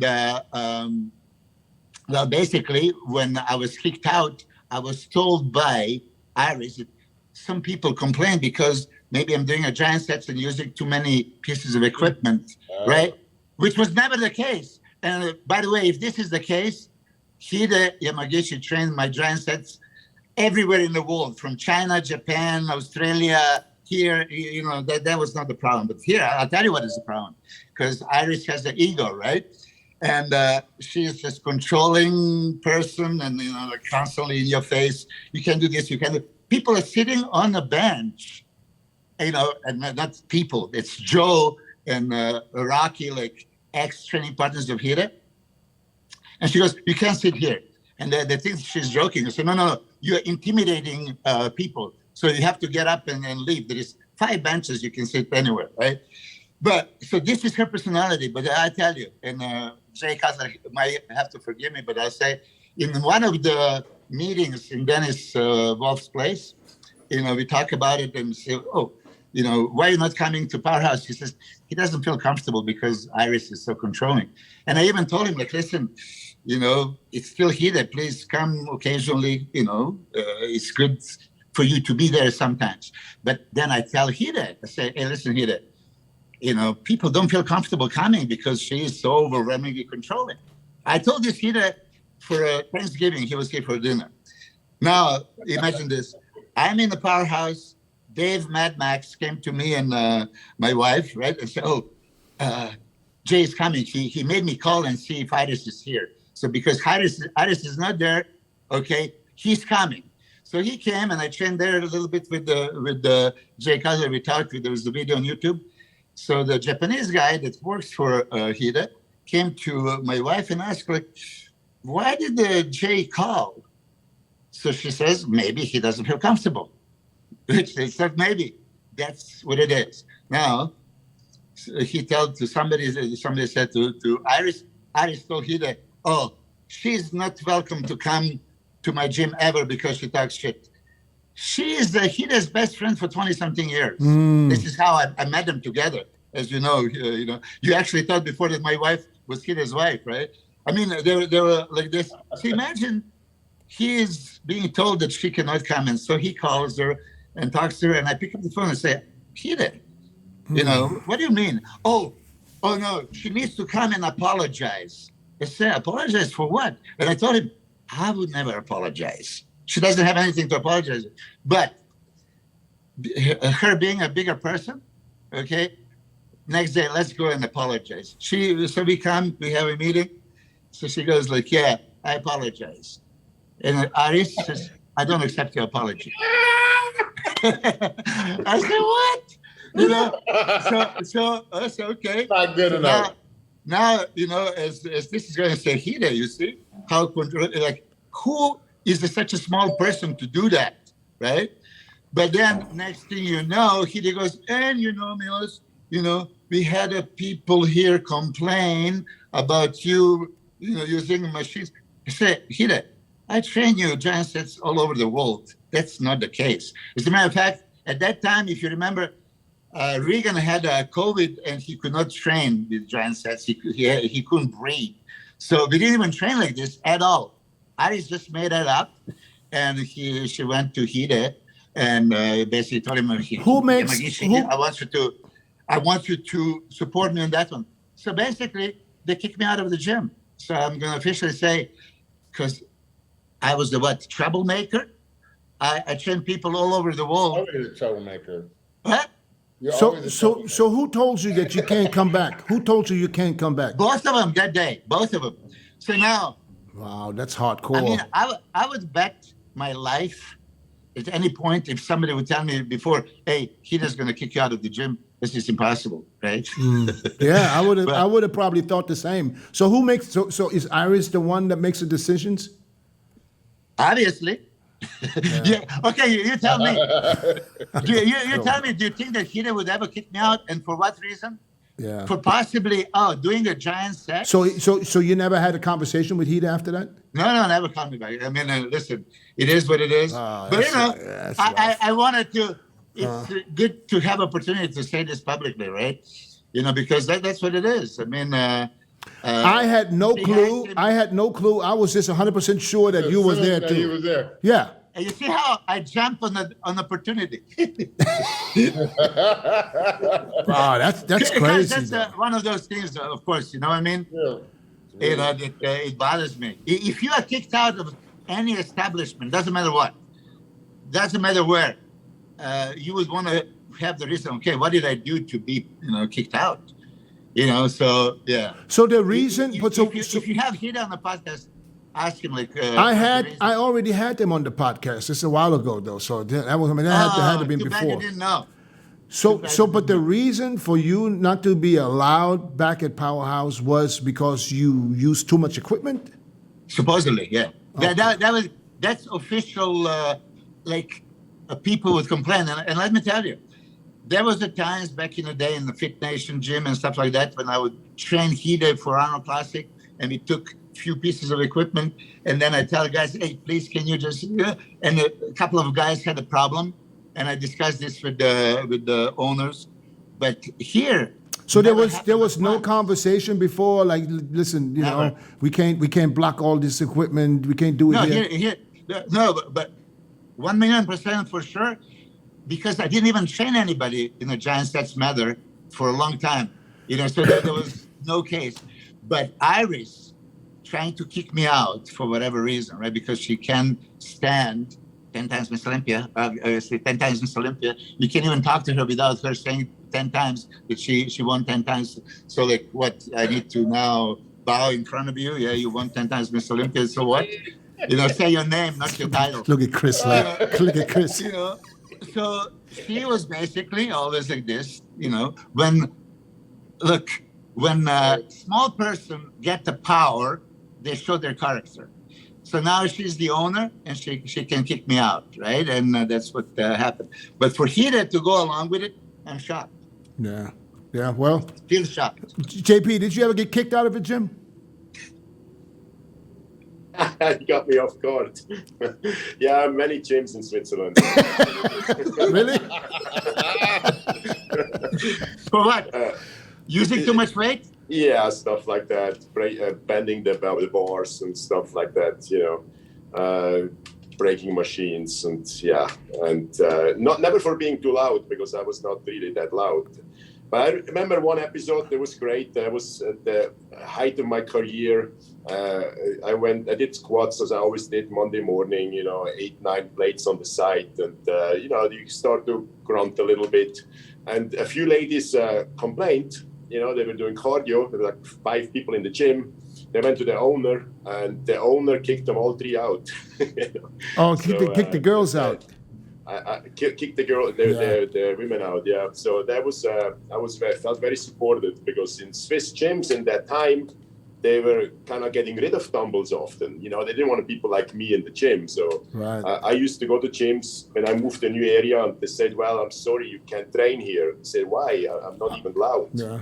We see this all the time. Like, for how many years that when gyms, corporate gyms, they're just not a fan of bodybuilders because of the fact that we grunt and we make noise and we don't buy shakes. One gym, we don't buy. Only, supposed to do 1 set on each machine. There was a Kaiser system called, and then a light came off and you had to move. So when nobody was there, I did a second set and was kicked out for that. Yeah, it happened. But then you expect from ex-pros, when they open gyms, and especially Powerhouse, which is, you expect a little bit more leniency to bodybuilders, at the end of the day. But, and listen, everybody goes a different route sometimes. I got to train Iris once. I was training a client in Vegas.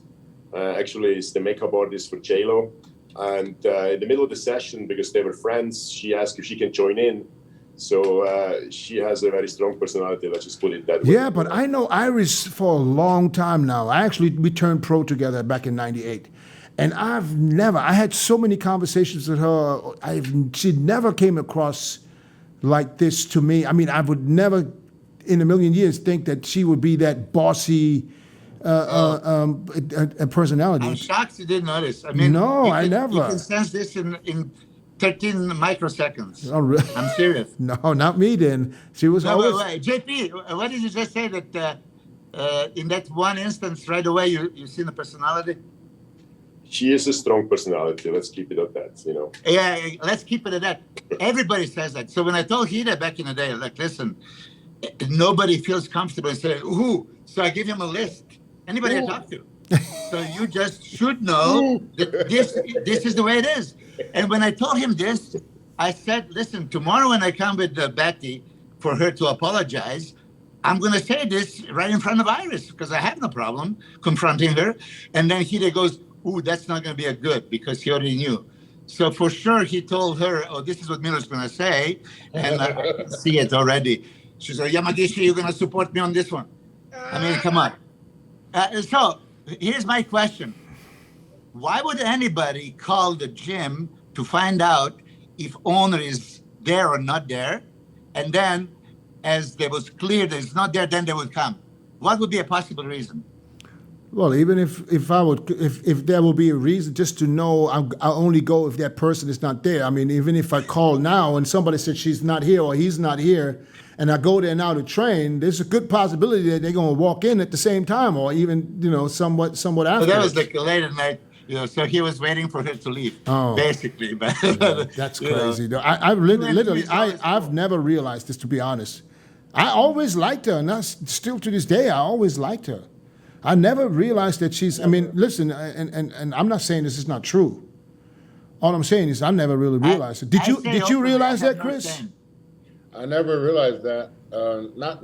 Towards me, but yeah. But I've known her when she was training at Powerhouse Gym in Fountain Valley. I knew her like a long time ago. Yeah, when she was still dating Patrick.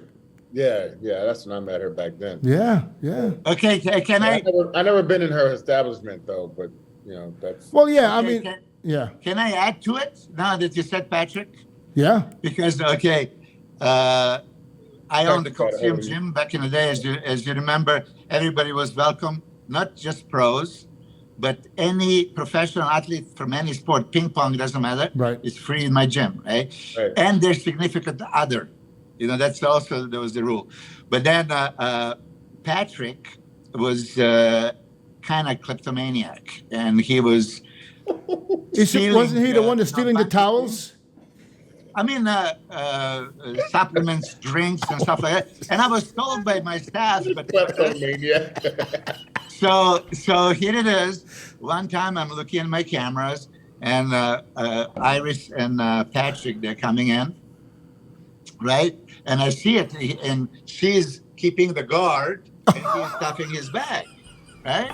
With the drinks. You remember those glass amino acid drinks from the fridge? Yes, okay. I couldn't believe it. And listen, it takes me like 20 minutes from my house to drive to the gym. But it's like, okay, now I'm not going to tell them to do anything. I'm going to come myself because they just start training. So I come in the middle of the gym and say, hey, Patrick, can you open your bag? He said, what do you mean? It's my bag. I said, like, either in front of me or in front of police. I saw what you did. And say, oh, shit, right? So I didn't call the police, but I told both of them they're not welcome. So, yeah. So you guys have history. That's a history, and that's why probably she had a reason to Oh get me. yeah. Oh, you guys have history. shit. Okay. I said it. Oh, I shouldn't so have. you kicked. Might as well. So you kicked them out of Powerhouse, Coliseum Gym. Coliseum Gym, yeah, that exactly. Oh, so she That was just, great hey, gym. she just got back Hey, at you. but Dennis, okay. So That's a listen. great gym. So Dennis, you're a perfect example. Remember when you were coming from Thailand, and then my ex, Milamar, was pissed off at you, and she would not want to let you train in my gym. Right? I don't remember what happened exactly, but there was I a, remember yeah. everything, but Yeah, but maybe- you basically told her to shut the fuck up. of course I told him to Yeah. shut the fuck up. I didn't do And- nothing. Yeah, exactly. day. What do you know the reason why? I'm kidding. I do remember, but maybe it's not good. Oh, it's okay. This is okay. We'll keep. Yeah, Yeah, but yeah, I remember. Yeah, she hated me then. She hated me. yeah, she couldn't stand you, and it's like no, Dennis can do anything he wants in this gym. It's his fucking gym, and he can kick you fucking out. That's what I told her. Yeah, but Oh boy! Oh boy! Oh boy! The old I mean, stories. come on, right thing is the right thing, and wrong thing is wrong thing. I mean, come on, we all have to respect each other, right? Yeah. I mean, what would take you, Dennis, or you, JP, or you, Chris, to kick out someone like me or some of us out of the gym? Something You know? super personal. Yeah, it's got to be either you steal, or you go on my wife behind my back. That's the only two things. Yeah, a couple of things, yeah, but Yeah. not normally. Like And mind arguments, that wouldn't be enough. you, listen, Regan came from Canada to Las Vegas to train with me, to be prepared, and we went to the Powerhouse Gym, right? So now I have to tell Regan, listen, we can't train here. But of Oh, course, so okay. yeah, that's how it was. So Iris immediately go to Regan. Oh yeah, you're welcome here anytime. I say, hold on. If Regan is doing a giant sets like I did, and then maybe people complain, right? Because he's the only one guy that I was training there, pretty much. But anyway, yeah. Well, listen, where is he training right now? Because I see him posting videos from a He trains everywhere. I mean, in many different gyms. Is he in Las Vegas right now? Yeah, Fit Club, because he trains there with Andy Velchich with this newbie thing. Oh, yeah. I saw some videos. They use for chest and for legs, and then he goes the other places. He's still not in that mode to train with me regularly, so I don't push it. Yeah, he said, because he knows. Milos, did you use newbie? One time only, just because I was convinced to try it. One time. You know. I mean, Like it? to each his own, man. To each his own with that. Yeah, come on. Come on. Do you want to tell me that you can use this and you don't have to train hard? Of course. Listen, I don't want to say this publicly because it's a business for some of my friends. It's a bunch of bullshit. Yeah, I mean, I'm not a fan, dog. Not a fan. I got to tell you, not a fan. I mean, who can possibly be a fan? This thing you can use at home when you rehab, and for rehab, okay, you want to do something extra, but not you want making that a champion. Not making a champion. You can tell you can use that shit. Yeah, use it at home to tie up your nuts or do something else with it. Yeah. But I mean, hold on a second. JP, you fucking asked the question train. why I didn't use it. It's so funny you see these guys with the cables coming out of their legs and their body parts. It's like, what the fuck? Hold on. Jean-Pierre, are you using it? No, I don't. Good. Because I told you, maybe I'm going against Surprised by it. Yeah. No, some guy tried to talk me into buying that machine from him for years, but no, I'm not interested in it. I did do some research on it, and I do see what the purpose could be, but I built my body a certain way, and and that's what I'm gonna keep. No one's gonna do it for you. No machine's gonna. No do it. machine. You can't mimic it. You can't What mimic. is today's society in a gym? I want it, and I want it the easiest possible way, right? So listen. I had a personal training client back in the day. She bought stationary bike with a motor on it. I'm serious. And a dildo in the seat. Okay, let's keep that. So the thing with I said, like, are you serious? Yeah, yeah, because you still pedal. You don't. Engine does it for you. Yeah. So here it is. Also, you want machine to fire up the signal. No, you want to contract the goddamn muscle. Okay. Yeah. So no, I'm not fan of it. I will never be. All right. At that note, we're gonna wrap this up for today because we're at the 2 hours. Thank you guys, JP. Thank you, man. I really appreciate you coming on. Thank you. And we want to do this again in the future. So if you're up for it, we would love to have you back because you got a lot of stories, man. I like that. I like that. Great to see you, JP. Thank you so much. Good seeing you this past weekend, brother. Yeah. Good seeing you again, man. Bye-bye. Yeah. So Chris is going to Chicago, right? Yeah. Milos, are you going to Chicago? No, I'm not. No. Oh, okay. All right, then I'm not going either. Who is winning the show? Come on. Who Chicago? I don't even know who's in the show yet. Yeah. I think what's this cat? He was third in the California show. The black Muzi? kid. Burton, Tony Burton. Tony Burton. Tony. Yeah. Great physique. Yeah, I think he's gonna be the front runner from me from what it looks like so far. Yeah. Yeah, Antonio beat my guy at the USA by second. Mike Fleets placed second. So. And I always thought he was from somewhere else. He's from Louisiana. I thought he was from Spain or from somewhere. Yeah. I think Tonio is the 212 turned into the open, right? And looked phenomenal in a Reno show. All right, Milos. I know. Keep that for next week. All right. We'll have you back. Well, next week we can talk about the Chicago Pro. Guys, take care, y'all, man. Be safe. Yeah. I'm out. Later.